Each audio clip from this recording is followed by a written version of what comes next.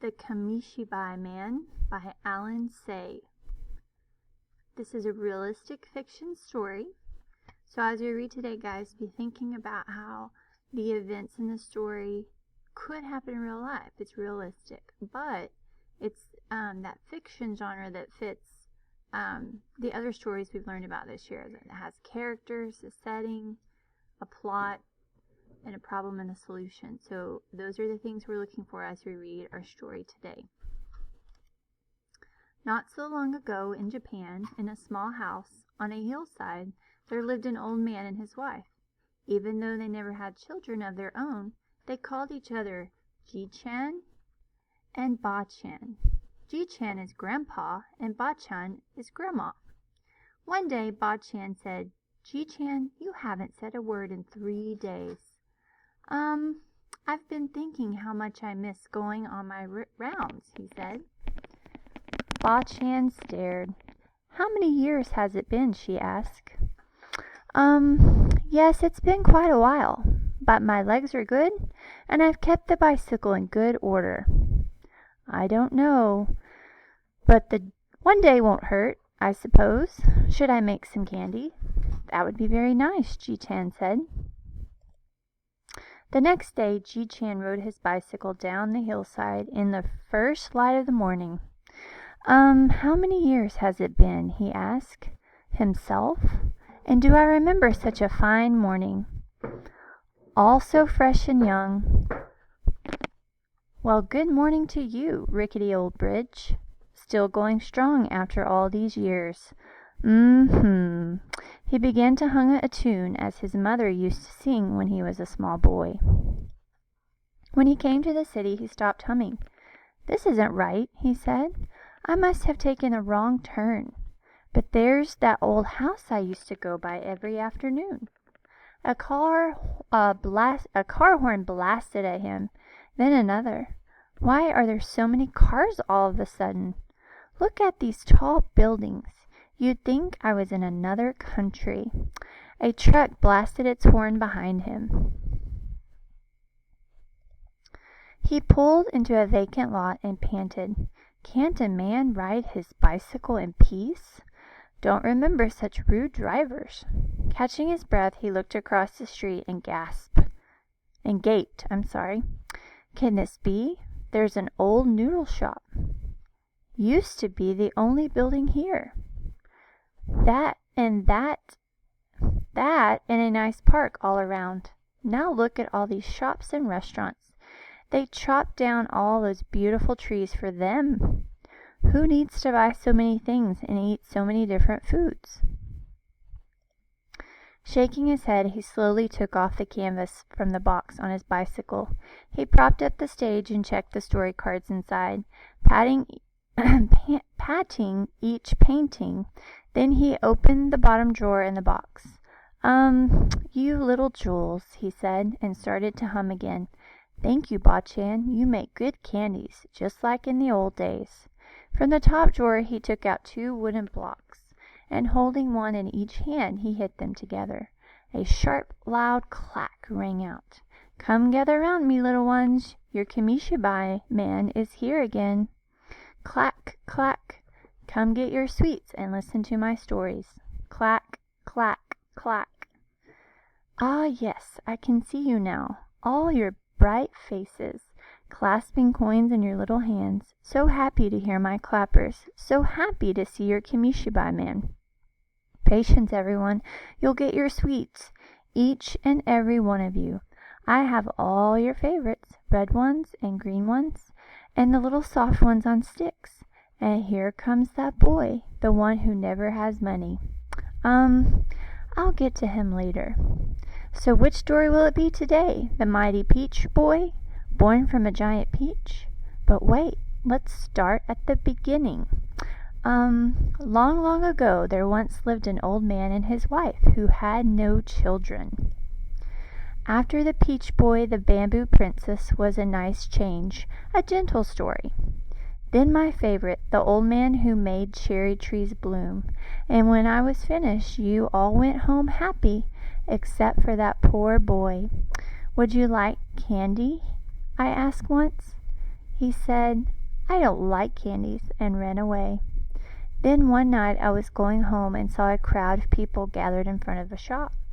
They were staring at something called television. I was curious too, but not for long. It showed moving pictures. They were all jerky and blurry and had no colors at all. It wasn't long after that when the television antennas started to sprout from the rooftops, like weeds in the springtime. And the more they grew, the fewer boys and girls came out to listen to my stories.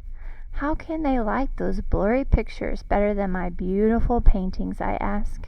But there was nothing to be done. As I went around the familiar neighborhoods, the children started to act as though they didn't know me anymore. Even so, I went on clacking my clappers, and one day a little girl poked her head out the window and shushed me. Imagine a little girl shushing me. The Kamishibai Man was making too much noise. I sat on a park bench and ate a candy for lunch. How could the world change so quickly? Was I a bad storyteller? Then that boy came, the boy who didn't like candies. "Why aren't you watching television?" I asked. "I don't like television," he said. "But you like my stories," I said. And he nodded his little head. I got up and set the stage. "What's your favorite story?" I asked. "The Little 1-inch," he answered. So I told him the story of the brave little boy who was only 1 inch tall, and as I told the story, the boy never looked at the picture cards on stage. He was looking at me the whole time with his mouth wide open. He even smiled now and then. When I finished the story, I started to take out some sweets to give him, but he was already running away. "Wait!" I shouted, but he kept running and never turned his head. That was the last time I saw that little boy.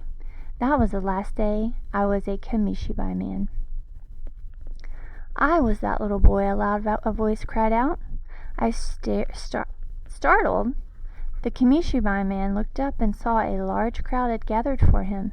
"We grew up with your stories," someone else shouted. "Tell us Little 1-inch again." "And the Bamboo Princess." "The Peach Boy." He started to say something, and people began to clap their hands. He took a deep bow, and the applause got louder. As a young man with a movie camera struggled up to him, they bowed to each other, and as the old man gave him a candy, a roar went up. "Look, he has all the same old sweets, just like the old days." And the office clerks and shopkeepers, bankers, waitresses, housewives, and delivery men all lined up in a big circle around the Kamishibai Man. It was dark when he got home. Bachan was watching the evening news. The Kamishibai Man was the featured story. "I see you had a busy day," she said. "It was a good day," Ji-chan nodded. "Will you be going out tomorrow?" Yes. "And the day after that?" "Then you need more sweets." "That would be very nice." Could you make twice the usual amount?" "I'll see if I have enough sugar," she said, and shut the television off. So as we read the story today, we see some cause and effect relationships happening in the events in the story, and that's going to be our focus this week. As we read and discuss the text, we're going to be looking for cause and effect relationships. For example, at the beginning of the story, it says Ji-chan is thinking hard about doing his rounds again after many years. So the cause explains why. The cause is always the why. Why something happened in the story. So the cause is why.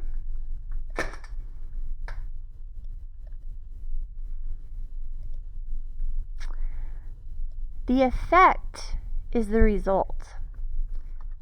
What happened as a result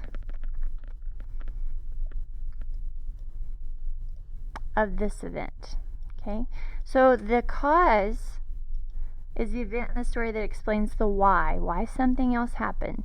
The effect is what happens as a result. So, for example, when Ji-chan is thinking hard about doing his rounds again after many years, he's quiet for 3 days. If you look back at the beginning of the story, it says, Ba-chan said, Ji-chan, you haven't said a word in 3 days. And Ji-chan responds, I've been thinking about how much I miss going on my rounds.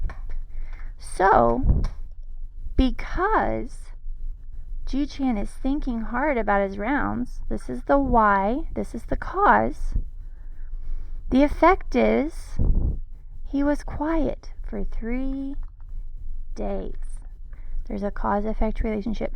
If Ji-chan hadn't been thinking so hard about his rounds, he wouldn't have been so quiet.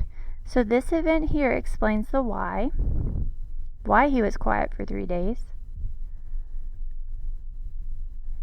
And the effect of him thinking so hard is him being so quiet. So there's a cause-effect relationship. Without the event of him thinking about his rounds, he wouldn't have been so quiet. One event caused the other to happen. There's a cause-effect relationship in the events of the story. Ji-chan is tired and confused when he gets to the city. Okay? So again, this is the cause. When he gets to the city, he's tired and confused. That's the why. What happened as a result of Ji-chan being tired and confused? If you remember back in the story, drivers honked at him, and he had to pull over to a vacant lot. So if we look back at that part of the story, it says, when he came into the city, he stopped humming. This isn't right, he said.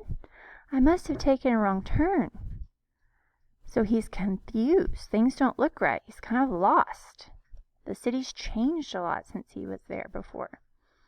So as he's sitting there trying to figure out what's going on and rest, cars start honking at him. So being tired and confused is our why. This event caused cars to start honking. So the cars honking happened as a result of Ji-chan being tired and confused once he got to the city. So again, there's another cause and effect relationship from the story. If Ji-chan hadn't been tired and confused, drivers wouldn't have been honking at him.